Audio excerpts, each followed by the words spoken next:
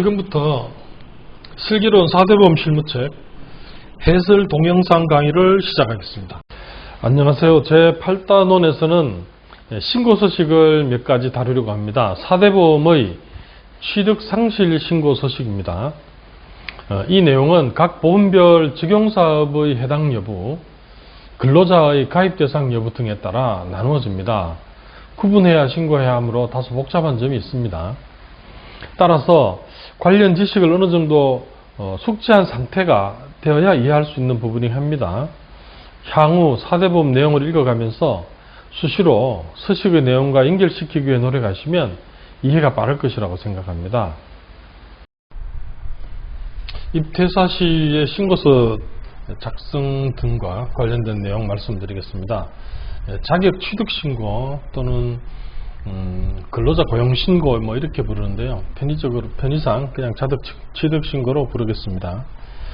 자격 취득 신고의 번호를 제가 한 5개 정도 붙여놨는데 1번은 소득의 월 소득액이고요. 2번은 국민연금 취득을 납부 희망, 3번은 피부양자 신청, 4번은 근로자별 자격 취득일, 5번은 일자리 안정자금 이런 식으로 되어 있는데요. 먼저 서론적인 얘기를 한번 말씀드릴까 합니다. 고용산재의 그 범위가 상이한 경우가 있습니다. 보시면 고용보험에만 가입 대상이면 고용보험에만 체크, 산재보험에만 가입 대상이면 산재보험에만 체크, 이런 설명이 있는데요. 그 설명을 이해하기 위해서는 어떤 근로자가 입사를 했는데 그 근로자가 이제 산재보험에는 가입 대상인데 고용보험에는 가입 대상이 아닌 경우 이런 경우가 있을 수 있거든요. 어떤 경우가 있는지 미리 좀 설명을 드리면 서식을 이해하는 데 도움이 될 것 같습니다. 예컨대 60시간 미만 근로자가 이제 입사를 했습니다. 이제 알바 이런 분 생각하시면 되겠죠. 하루에 3시간 미만, 그 다음에 주 5일 하면 일주일에 15시간이고요. 일주일에 15시간 근로자를 월 60시간 미만 근로자 이렇게 통상 부릅니다. 초단시간 근로자인데요. 이분들은 3개월이 될 때까지는 고용보험이 적용이 되지 않습니다. 산재는 대부분의 경우 국내에 국내에 있는 그 국민이 어디 회사에 취직하게 되면 산재는 그게 적용된다고 보시면 됩니다. 연령과도 관계가 없고 근무하는 시간과도 관계가 없고 근로계약 기간과도 관계가 없어요. 현장 실습생 보시면 원래는 이제 고등학생 신분이기 때문에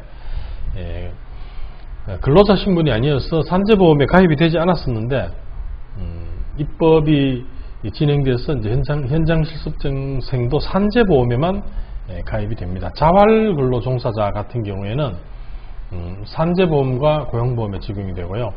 국가기관에서 근무하는 청원경찰 이런 경우는 산재보험과 관련해서는 직역연금, 그러니까 공무원연금, 군인연금 이런 것처럼 직역연금의 연금법 대상이라서 제외되고요.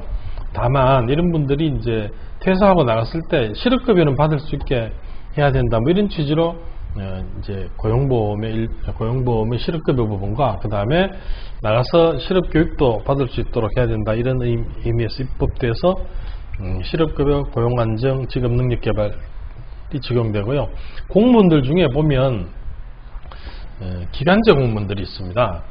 이런 분들은 기간이 끝나면 또 실업상태에 내몰리는 그런 점이 있기 때문에 원래는 공무원들한테 고용보험하고 산재보험 적용되지 않지만 이런 분들은 고용보험 이제 공무원들 중에 이런 분들만 이제 실업급여 해당이 되도록 그렇게 되어 있고요. 기타 이제 다른 내용도 있지만 이런 정도 말씀드리겠습니다.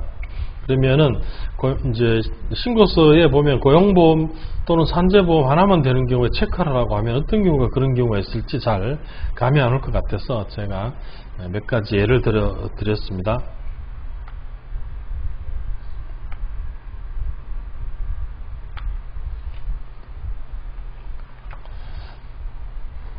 좀 전에 말씀드렸던 내용은 이 내용이고요. 또 이제 비슷하지만 또 다른 경우가 있을 수 있는데, 고용산재보험의 사업장 관리번호가 같은 경우 한 장에 작성하고 다른 경우에 각각 작성한다 이렇게 돼 있거든요. 사업장 관리번호가 같다는 것은 하나의 사업 또는 사업장을 얘기하는 겁니다. 그런데 어떻게 같은 사업장에서 고용보험과 산재보험이 각각 별도로 신고되어 있느냐, 좀 의아해 하실 수 있는데 내용을 한번 보시겠습니다. 이제 어떤 회사에 본사가 있고요. 그 다음에 지역으로 가서 지사도 있고, 그 다음에 건설 현장도 있고, 뭐 이런 경우를 생각해 볼 수 있을 겁니다. 고용보험은 사업주가 누구인지, 사업주가 동일인이면 같은 회사로 보기 때문에, 예컨대 고용보험 신고할 때는 지사가 있든지 건설 현장이 있든지와 관계없이 모두 하나의 그 사업장 번호, 하나의 사업장 소속으로 봐서 하나의 사업장 번호로 신고하시면 되고요. 산재보험은 장소나 그 다음에 업종, 그 다음에 시설 뭐 이런 상태에 따라 가지고 산재 발생 확률이 다르기 때문에 지사라든지 아니면 건설 사업장들을 전부 다르게 신고하도록 되어 있습니다. 그렇게 보면 B라고 하는 이제 산재보험에 별도로 신고한 이런 사업장을 기준으로 보면 이제 고용보험과 관련해서는 본사로 되어 있고, 그 다음에 산재보험과 관련해서는 지사라든지 사업장 위주로 되어 있고요.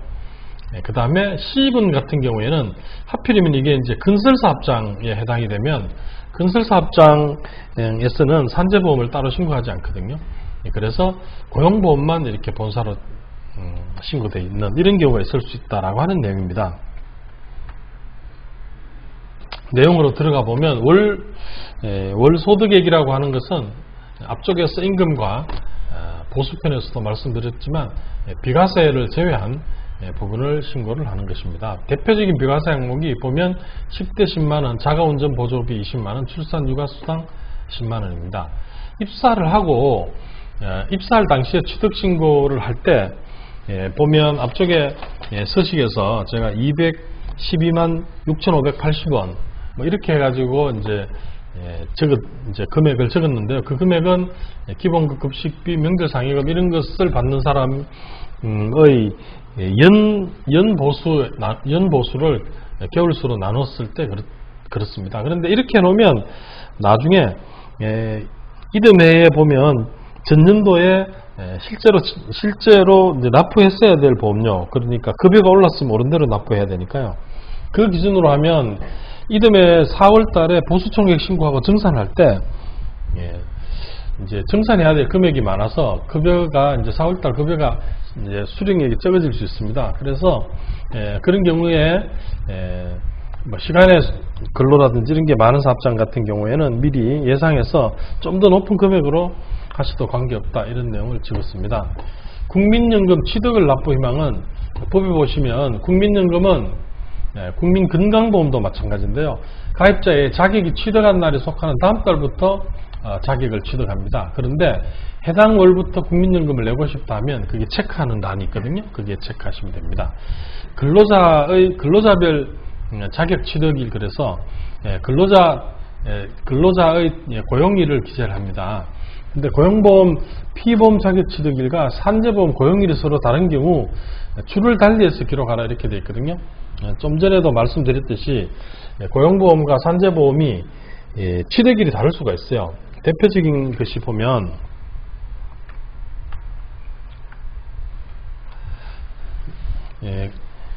산재보험 같은 경우에는, 산재보험은 근로자의 재해를 보상해주는 제도이기 때문에 공사금액 2천만원 이하의 소규모 건설공사인 경우에도 산재보험은 가입해야 되는데요. 고용보험은 가입하지 않습니다. 대상이 아니에요. 뭐 이런 사업장을 우리 예상을 해보면 당초에 어떤 근로자가 입사를 할 때는 2천만원 이하 공사를 하는 사업장에 입사를 했습니다. 그러면 산재보험은 대상이 되고 고용보험은 대상이 안 되겠죠. 그런데 도중에 공사 규모가 증가를 하게 되면 고용보험과 산재보험을 모두 적용해야 되는 사업장으로 바뀔 수 있습니다. 그런 경우를 설명하는 것입니다.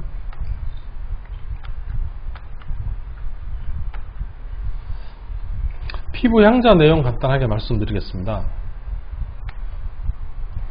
피부양자는 취득신고할 때도 피부양자 신청란이 있고요.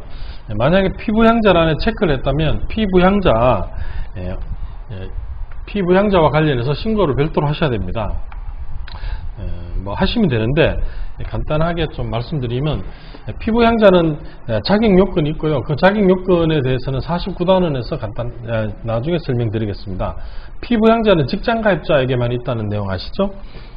지역가입자는 가족끼리 연대해서 보험료를 낸다 이렇게 되어 있습니다. 그래서 피부양자 개념이 없고요. 직장가입자일 때 피부양자를 등재하면 피부양자는 별도의 보험료를 더 내지 않고 보험급여를 받을 수 있는 거죠. 그런데 직장가입자의 자격 취득일로부터 90일을 넘겨서 신고를 하게 되면 자격 취득 신고일을 제출한 때부터 피부양자 자격이 인정됩니다.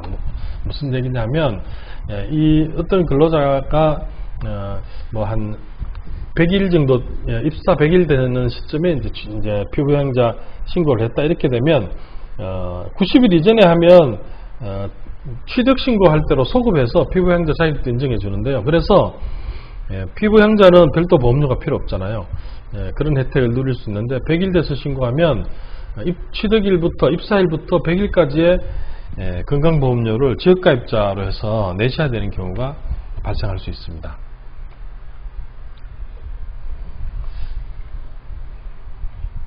자격 상실 신고에 대해서 말씀드리겠습니다. 자격 상실은 이직 사유가 중요합니다. 여기 이제 보시면 이직 사유를 적는 란이 있는데요. 이직 사유가 중요하고 그 다음에 퇴직 정산을 위해서 해당 연도 보수 총액이 금액이 중요합니다. 그 내용을 중심으로 말씀드리겠습니다.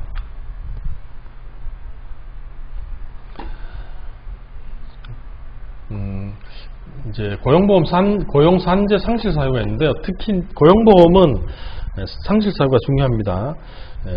예컨대 이제 5년만 근무하기로 계약을 하고 5년 계약을 하고 이제 퇴사를 하는데요. 물론 2년 넘으면 정규직으로 적용되지만 정규직으로 간주되지만 뭐 그렇지 않는 예외적인 사업에서는 5년도 계약직으로 해서 근무할 수 있죠. 기간 만료로 퇴사했는데 부주의하게 자진퇴사로 신고를 해버리면 이분이 실업급여를 받지 못해요. 그래서 상실사유 중 자진퇴사 이직, 그 다음에 회사 사정과 근로자 기책사연 이직 및 정년 등 기간 만료한 이직은 피보험자가 이제 고용보험을 받을 수 있는 그런 내용인데 모르고 자진퇴사를 해놔버리면 나중에 이직 신고를 할 때 과태료가 나올 수 있는 그런 부분을 조심하셔야 됩니다. 보수총액은 금액을 정확하게 적으셔야 됩니다. 이제 정산을 다시 하지 않고 퇴직하게 되면 퇴직하는 정산이 전부 다이기 때문입니다. 종전에는 퇴직 정산은 건강보험만 했었는데 2020년 1월부터는 고용보험도 퇴사 시점에 정산을 하니까 해당 보수액을 잘 적으셔야 됩니다. 우리가 쓰는 용어 중에요. 사직일이라는 용어가 있습니다. 사직일은 최종 근무일 마지막 날이거든요. 예컨대 저는 2021년 1월 1일부로 사직하고자 합니다. 이렇게 되면 최종 근무일은 전년도 12월 31일입니다. 그런 점을 모르고 사직일을 특정했다가 1년만 근무하기로 계약한 분이 있는데 예컨대 사직을 했는데 사직일을 엉뚱하게 적어서 퇴직금을 받지 못하고 이런 경우도 가끔 있을 수 있습니다. 관련해서 보시면 4대 보험에서는 퇴직일, 이직일 이런 표현이 있거든요. 이것을 사직일과 헷갈리시면 안 돼요. 사직일은 다시 말씀드리지만 최종 근무일 다음 날이고요. 퇴직일은 최종 근무일을 얘기하는 겁니다. 그래서 상실연월일이라고 하는 것은 퇴직일 다음 날을 얘기하는 거예요. 그래서 퇴직일 또는 이직일은 1월 31일이라면 상실일은 2월 1일이다 이런 내용입니다.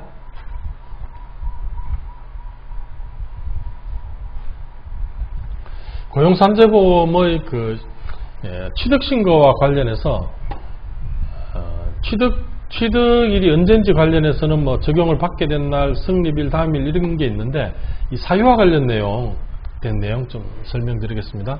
이 내용을 좀 아셔야 취득일이 언제고 고용일이 언제인지와 관련된 내용 의미가 있으니까요.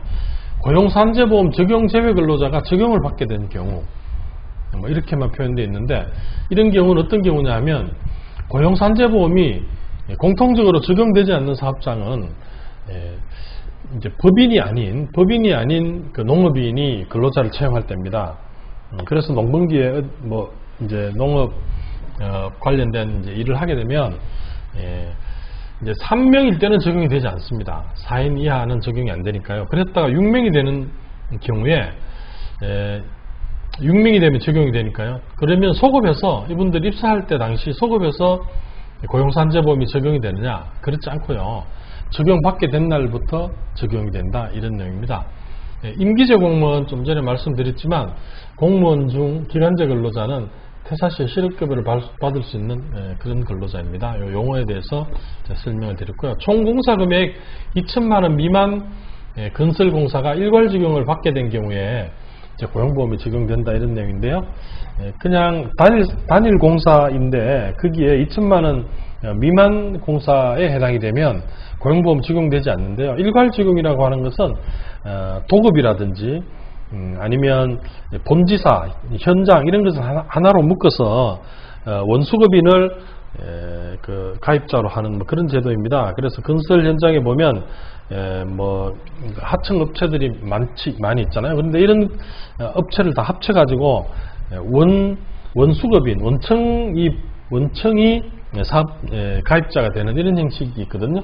그래서 총 공사금액 2천만 원의 소규모 공사였는데 뭐 시간이 지나면서 일괄 적용을 받게 된 경우에는 일괄 적용의 성립일부터 고용보험 가입된 것으로 합니다. 그러니까 당초부터 고용보험 이제 입사일부터 소규모 공사에 입사할 때부터가 아니라고 하는 사실을 아시기 바랍니다. 둘 이상의 사업장과 관련된 얘기를 말씀드릴게요. 고용보험은 둘 이상의 사업장에 가입하더라도 한 사업장에만 취득신고를 합니다. 뭐 이렇게 하는 취지는 이제 고용통계라든지 이런 것을 위해서 그렇게 한다고 합니다. 양 사업장에 다 취득신고를 해놓으면 이제 그 취업을 한 인원이 너무 부풀려서 되거나 아니면 체크를 못하게 되겠죠.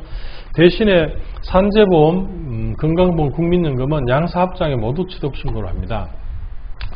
산재보험 관련해서 자진신고 사업장에서 부가고지 사업장으로 사업 종류가 변경되면 변경된 날 이제 가입된 걸로 하는데요. 자진신고 사업장이라고 하는 것은 건설업 등에 적용되는 보험료 부가고지 방식입니다.